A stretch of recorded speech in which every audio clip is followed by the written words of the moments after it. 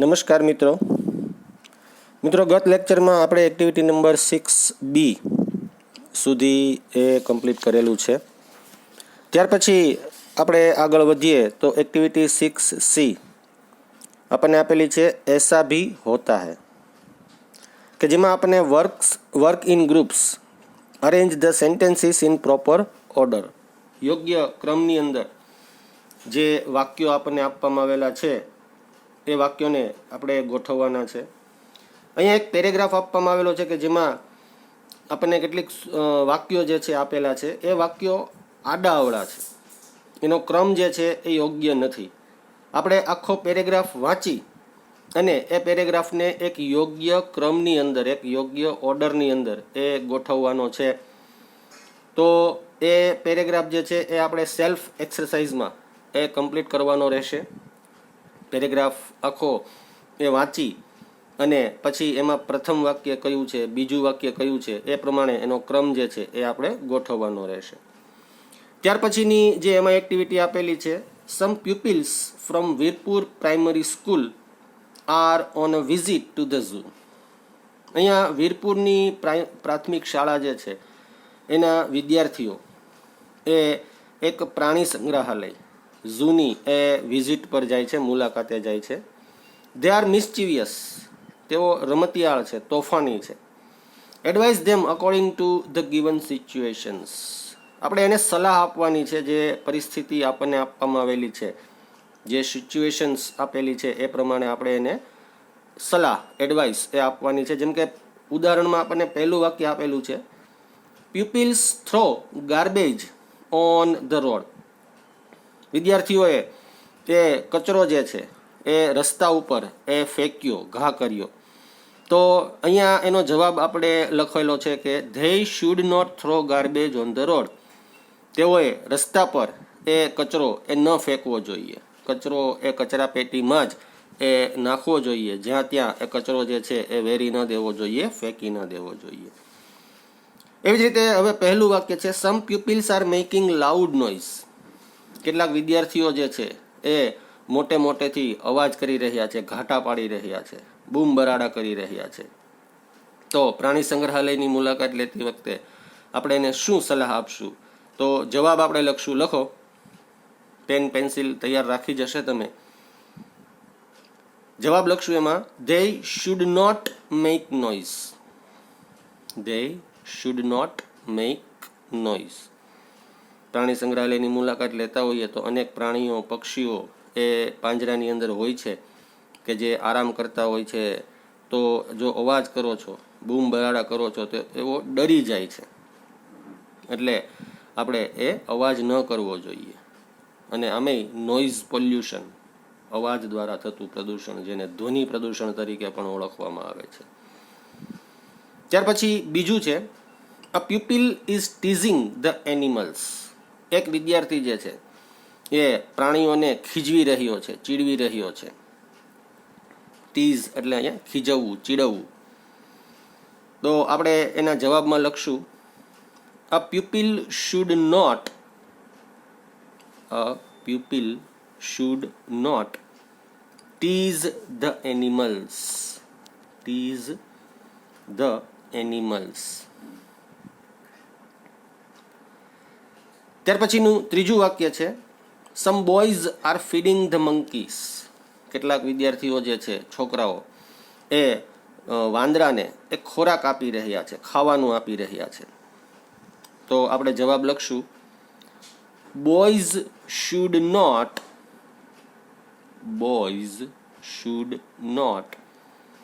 Feed the monkeys.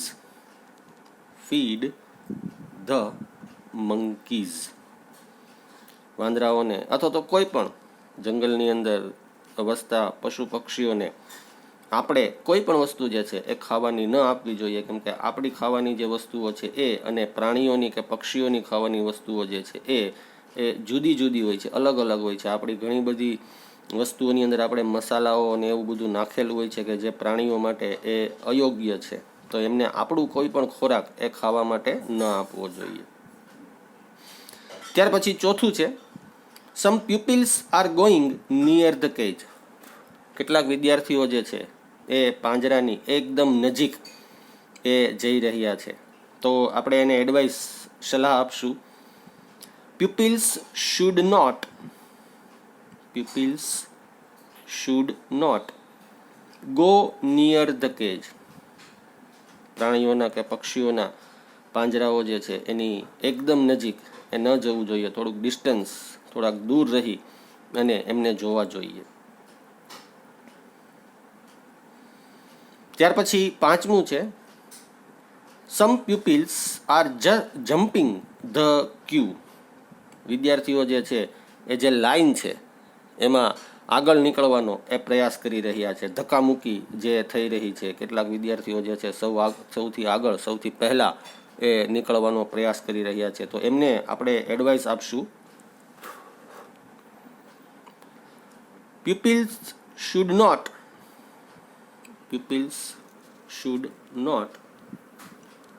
jump the queue.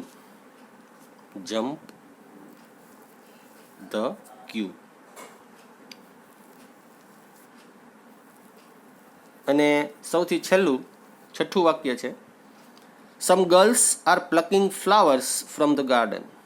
કેટલીક છોકરીઓ જે બગીચામાં ફૂલો ઉગેલા છે એ તોડી રહી છે, તો એને સલાહ આપશું. Girls should not pluck the flowers from the garden.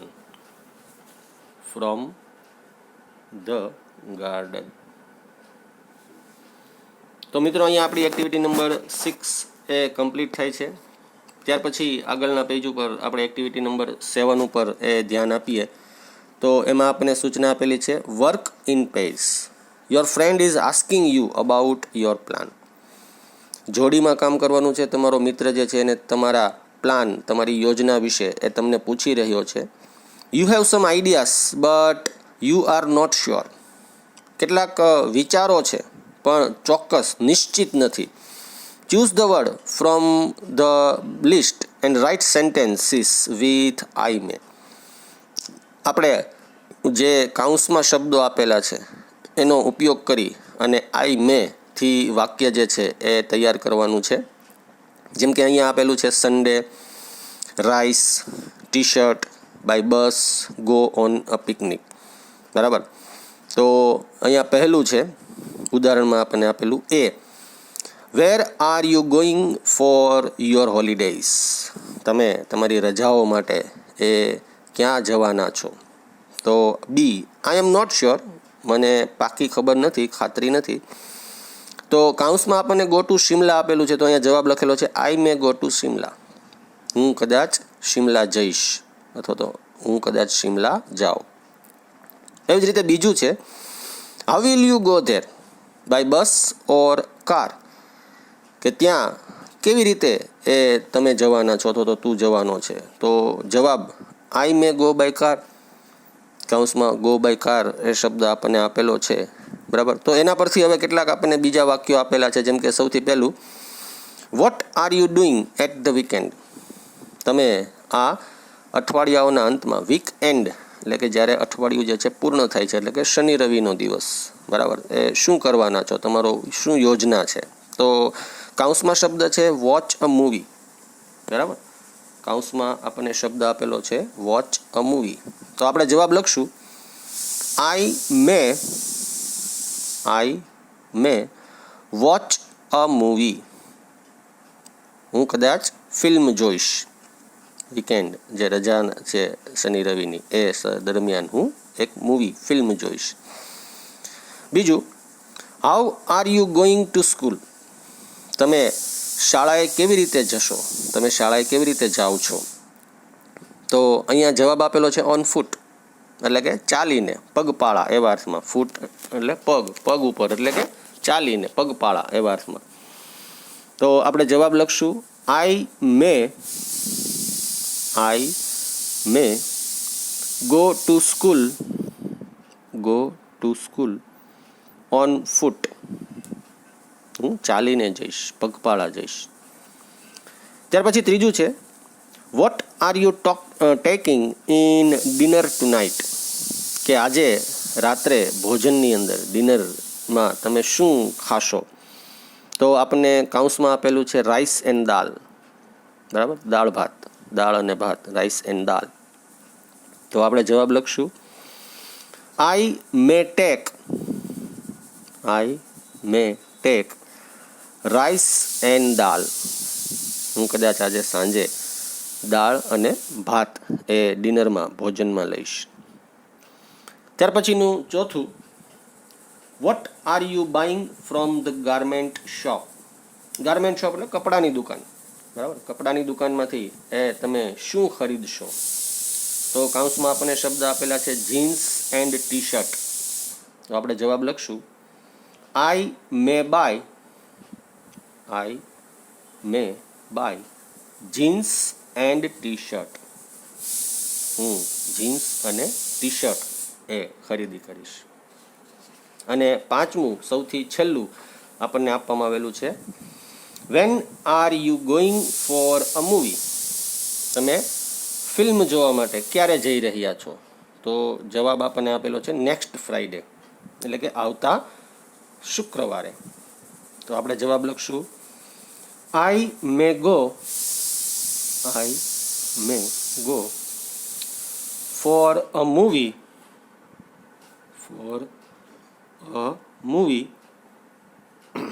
On next Friday, આવતા શુક્રવારે. તો મિત્રો અહીંયા એક્ટિવિટી 7A કમ્પ્લીટ થાય છે. ત્યાર પછી 7B એક્ટિવિટીની અંદર જોઈએ તો વર્ક ઇન પેર્સ, જોડીમાં આપણે કામ કરવાનું છે. Study this dialogue and enact it with your friend. નીચે આપેલા જે ડાયલોગ છે, સંવાદો છે, એને આપણે વાંચી અને એ પ્રમાણે આપણે વર્તણૂક જે છે એ રજૂઆત કરવાની છે. તો Gita said, what are you doing in the evening. આજે સાંજે તું શું કરી રહી છે? મોનાને પૂછે છે. તો મોના જવાબ આપે છે મોના સેડ નથિંગ સ્પેશિયલ, કે કંઈ ખાસ એ કામ નથી મારે. Gita said okay. Can you come to my house in the evening. એટલે ગીતા પૂછે છે કે તું શું સાંજે મારા ઘરે આવીશ? Because my parents booked the tickets for Mumbai. એનું કારણ છે કે મારા માતા પિતા જે છે એ મુંબઈ જઈ રહ્યા છે, એમણે મુંબઈ જવા માટેની ટિકિટ આજે સાંજ માટેની બુક કરાવી છે. ધે માઇટ લીવ ટુ નાઇટ, કે તેઓ કદાચ આજે સાંજે જ એ નીકળશે. I might have good company, કે જો તું આવીશ તો મારે એક સારો સાથિયારો રહેશે, સારો સાથ રહેશે. Mona said certainly I will come. Mona કહે છે કે ચોક્કસ હું તારી ઘરે સાંજે આવીશ. Now complete this dialogues. હવે આપણે નીચે આપેલા જે ડાયલોગ છે, આપણને 5 ડાયલોગ આપેલા છે, એ ડાયલોગને એ આપણે કમ્પ્લીટ કરવાના છે. Rahul said the sky is very cloudy. Rahul કહે છે કે આકાશ જે છે એકદમ વાદળછાયું છે. Mehul said it blank today. તો કાઉન્સમાં છે રેઇન. આકાશ વાદળછાયું છે તો કદાચ વરસાદ પડે, બરાબર ને. તો આપણો જવાબ બનશે માઇટ રેઇન. ખાલી જગ્યા જે છે એમાં આપણે જવાબ લખશું માઇટ રેઇન. ત્યાર પછી બીજું છે Bunty said my homework is incomplete.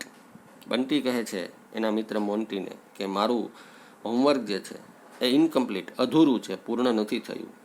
Monty said the class teacher blank you tomorrow. બરાબર, પનિશ એટલે સજા કરવી.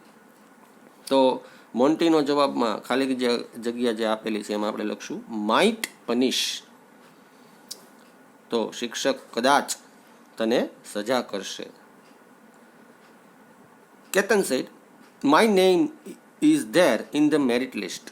કેતન કહે છે વીણાને કે મારું નામ મેરિટ લિસ્ટમાં છે. Veena said you.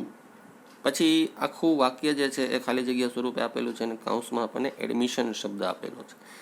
તો મેરિટ લિસ્ટમાં નામ છે તો કદાચ તને એડમિશન મળી જશે, પ્રવેશ મળી જશે. તો આપણો જવાબ બનશે યુ પછી might gate admission.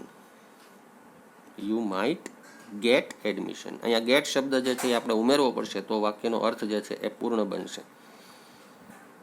You might gate admission.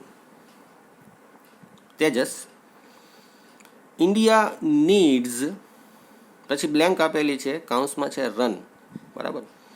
ભારતને મેચ જીતવા માટે રનની જરૂર છે. રન્સ બહુવચનમાં આપેલું છે એટલે એક કરતાં વધારે રન. તો આપણે અહીંયા લખીએ 10 runs to win the match. 10 runs to win the match. થોડાક અક્ષરો નાના રાખશું એટલે વ્યવસ્થિત રીતે જવાબ જે છે એ આપણો આવી જશે. Tejas said India needs 10 runs to win the match. Amit said we might win the match. કે તો કદાચ આપણે મેચ એ જીતી જશું. અને છેલ્લું આપેલું છે papa said the bus drivers are on strike. બરાબર, આપણને માત્ર વાક્ય સ્ટ્રાઇક જ આપેલું છે તો આપણે જવાબમાં લખશું the bus drivers are on strike. તો એમાં રિનલ કહે છે we might not get the bus today. કે આજે બસ ડ્રાઈવર્સ જે છે બધા એ સ્ટ્રાઇક ઉપર છે એટલા માટે કદાચ આપણને આજે બસ જે છે એ નહીં મળે. તો મિત્રો અહીંયા આપણી એક્ટિવિટી નંબર 7 એ પૂર્ણ થાય છે. આપણે આગળની એક્ટિવિટી ઉપર એ નજર કરીએ તો એક્ટિવિટી નંબર 8 આપણને આપેલી છે કે જેમાં આપણને સૂચના છે read the following sentences and make the changes according to the situations. આપણે નીચે આપેલા જે વાક્યો છે એને વાંચવાના છે અને એ પરિસ્થિતિ પ્રમાણે એની અંદર જે ફેરફારો એ કરવાના છે એ આપણે રજૂ કરવાના છે. જેમ કે અહીંયા આપણને 2 ઉદાહરણ આપેલા છે. સૌથી પહેલું જોઈએ the exam will start at 11 AM. પરીક્ષાઓ એ 11 વાગે એ શરૂ થશે. Reach the school before 10:45 AM. અને એટલા માટે શાળાએ 10:45 પહેલાં એટલે કે 11:15 પહેલાં એ પહોંચવું. તો જવાબ લખેલો છે બંને વાક્યોને એક વાક્યમાં લખીને કે you must rich the school before 10:45. You must rich the school before 10:45. 11:15 સુધીમાં 11:15 પહેલાં તમારે શાળાએ પહોંચી જવું જ જોઈએ. મસ્ટ શબ્દ જે છે કોઈ વસ્તુનું ફરજિયાતપણું દર્શાવે છે. જ્યારે કોઈ બાબત આમ થવી જ જોઈએ, બરાબર, એવા પ્રકારનું જ્યારે વાક્ય બનાવીએ ત્યારે મસ્ટનો ઉપયોગ થાય. આમ કરવું જોઈએ તો એ એક પ્રકારની સલાહ થઈ, તો ત્યાં આપણે શુડનો ઉપયોગ કરીએ. મોડલ ઓક્ઝિલરી તરીકે આપણે ત્યાં શુડનો ઉપયોગ કરીએ કે આમ કરવું જોઈએ, બરાબર ને. તો ત્યાં એ સલાહ થઈ તો ત્યાં શુડનો ઉપયોગ થાય. પણ આમ કરવું જ જોઈએ, બરાબર, તો ત્યાં એ વસ્તુ ફરજિયાતપણાનો ભાવ થયો. તો અહીંયા મસ્ટનો ઉપયોગ કરીને આપણે ફરજિયાતપણાના વાક્ય દર્શાવતા વાક્યો જે છે એ બનાવવાના છે. બીજું વાક્ય એ જ રીતે આપેલું છે the Gujarat express arrives at 7 PM. It is 6:50 PM.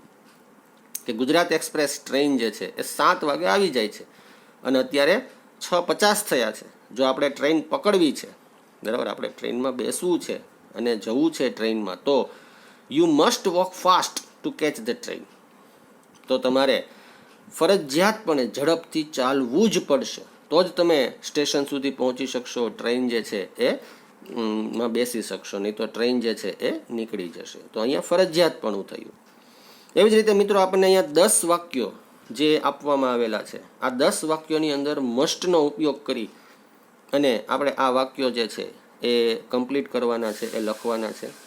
તો આ એક્ટિવિટી નંબર 8 જે છે એ આપણે સેલ્ફ કમ્પ્લીટ કરવાની છે. અહીંયા 2 ઉદાહરણો આપણે સમજેલા છીએ. એ જ રીતે જેમ કે અહીંયા આપેલું છે I lost the key of my house.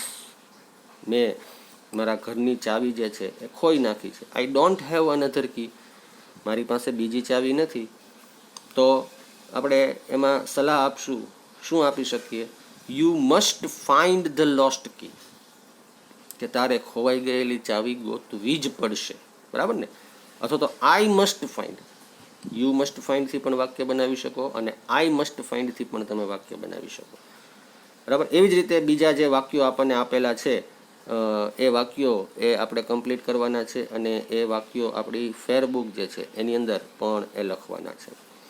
ત્યાર પછી એક્ટિવિટી નંબર 9 આપણને જે આપેલી છે, આ એક્ટિવિટી 9 એ અત્યારે આપણે સ્કીપ કરવાની છે. અત્યારે એક્ટિવિટી 9 એ આપણે કમ્પ્લીટ કરવાની નથી, બરાબર. તો મિત્રો અહીંયા આપણો યુનિટ 1 જે છે એ પૂર્ણ થાય છે. 1-2 દિવસમાં આ યુનિટને જે PDF સ્વરૂપે સ્પેલિંગ અથવા તો એના જે ક્વેશ્ચન આન્સર્સ અથવા તો જે ટ્રુ ફોલ્સ કે જે આપણે પ્રથમ સેમેસ્ટરમાં એ મોકલતા હતા, એ જ રીતે આ સેકન્ડ સેમેસ્ટરની અંદર પણ એ ગ્રુપની અંદર એ PDF જે છે એ 1-2 દિવસમાં ગ્રુપની અંદર આવી જશે.